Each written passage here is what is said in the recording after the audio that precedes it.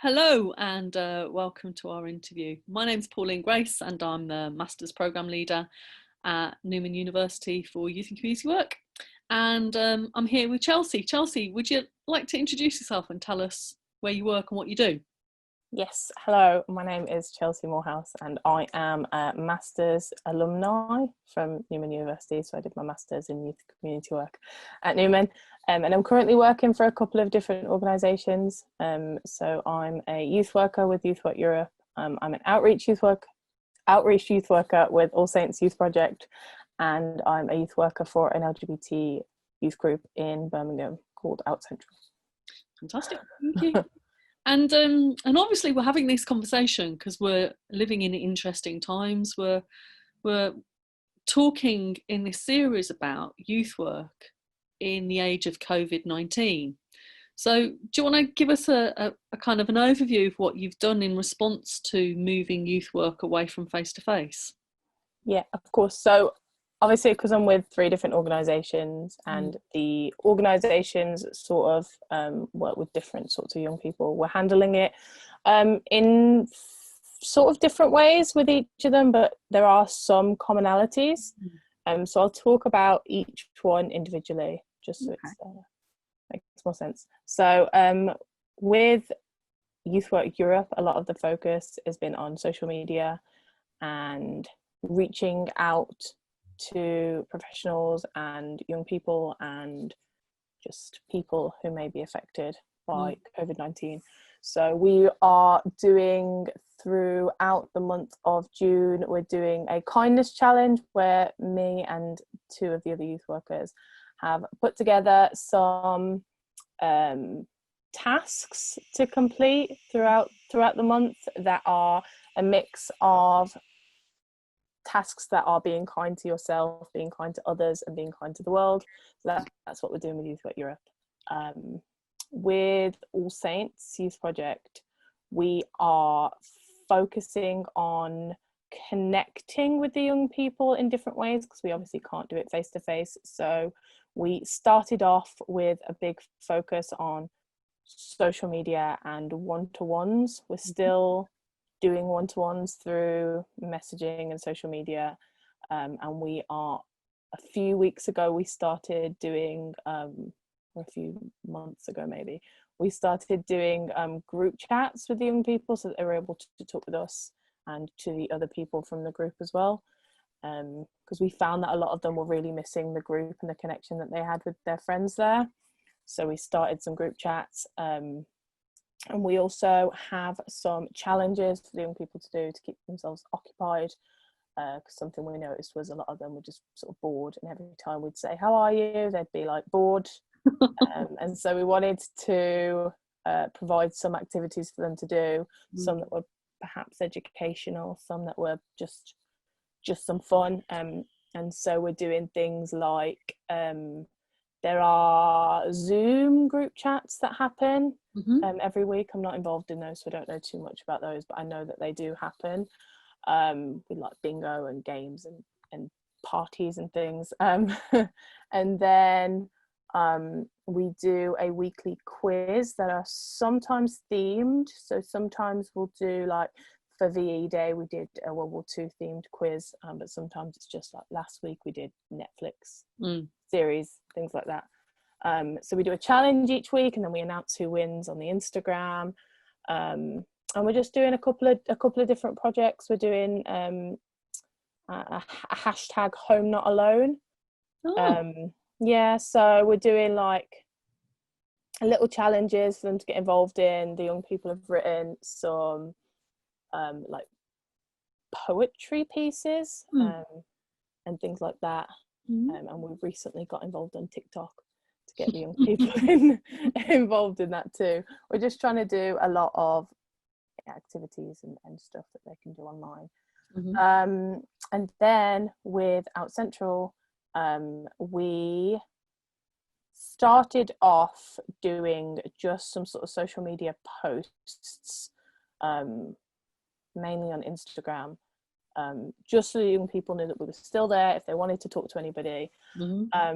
and the feel we got was that they were really missing, again, being able to, the connection that they felt, particularly because it's an LGBT youth club, and that might be the only place where they have to talk to other LGBT people. And so we decided to do a weekly Zoom group chat at the same time as our face-to-face sessions were. Sure. And sometimes those sessions are just us all chatting about different things, and sometimes they're more structured. So we had a pub quiz with young people where we all brought questions and we answered those and stuff. Then we realised that because of the nature of the group and because it's an LGBT plus youth group, a lot of the young people may not be able to attend a video session, and we wanted to make sure we had support for as many of the young people that we work with as possible. And so we started very recently a text group chat. Okay. And still be involved and still talk to their friends from the club in a group setting, but without having to sit on camera and talk loudly about their orientations or identities where they might not be able to. So yeah, that's sort of the main things that I've been doing with each of the organisations. And there's a theme that emerges through that, isn't there? Because it kind of starts with a social media presence. Yeah, I think that was, to us, that was the most obvious thing to do, because that's where young people were. That's where they were before lockdown, but that's where they were more so after the lockdown started. Sure. And so that was just the immediate, okay, Instagram, like Instagram and things like that were the first things that we thought to do. And have you found that you've got some young people who are now active that weren't before because of the different way in which they're engaging? Maybe not weren't before, but weren't quite as active maybe, or weren't quite as loud. It's been very interesting actually, because without Central, we've had a couple of young people who have left to go off to university and can now attend sessions because it's digitally. So we're seeing young people who we've not seen for a year or something because they've gone off, brilliant, moved away, and we're seeing the young people. So yeah, we're seeing a lot of faces we haven't seen for a while, I think. And yeah, some young people are being sort of louder than they are in face-to-face sessions. Maybe they feel more comfortable online. But yeah, maybe a little bit, possibly. So can you think, is there anything that you've experienced and you reflected on and you've introduced during this period of COVID-19 that you think will be with the way that you work more if we ever go back to what normal was, whatever normal is? Yeah, I mean, we've already said, like, we obviously have to keep the social media presence because it's been so valuable for the young people and for us, to be honest. Like, it's all been very, very valuable. So we already know that we are going to keep a lot of the social media, and maybe we just sort of work out how we sort of I don't know, how we use it when we're face to face again. What do we use it for? Because we can't like use it in the same way, maybe, because we can't like we won't be posting the same things surely if we're not in lockdown. I don't know. But yeah, definitely a lot of it will still remain. The Kahoot quizzes we'll probably still do. We might be able to, you know, do them face to face instead of doing them as challenges for them to do in their own time. Or maybe we just keep them. I don't know. It's a lot of things that we're going to have to think about what we might do. I'm just thinking about your work at All Saints. Are they talking about doing any outreach or detached work at the moment, or are they holding back on that? Yes, we've discussed it. Through conversations that me and some of the other youth workers have had with the young people, they're very much missing like contact with their youth worker, like face-to-face contact. And so we have sort of started to discuss, how do we do like socially distanced one-to-ones So whether that's, you know, going to, there's a lot of parks near All Saints. So do we go to one of those parks and sort of stand 2 meters apart, but they're able to talk? We've talked about the possibility of using the outside space around All Saints and doing sessions where the young people would be socially distanced. So like table tennis can happen socially distanced, for example.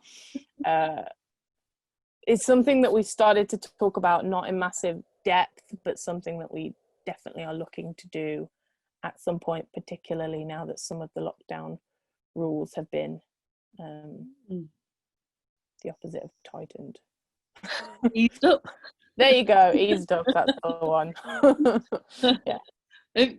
Have you had a look at the National Youth Agency's latest publication on youth work and COVID-19? Is that something that you've had? No, the last thing I saw was they said that detached work was not happening. Right. Yeah. I don't know if it's been updated since I saw it. The latest publication is talking about youth workers as key workers. Got any thoughts about if you think youth workers are key workers? I mean, the word key worker is really, really tricky to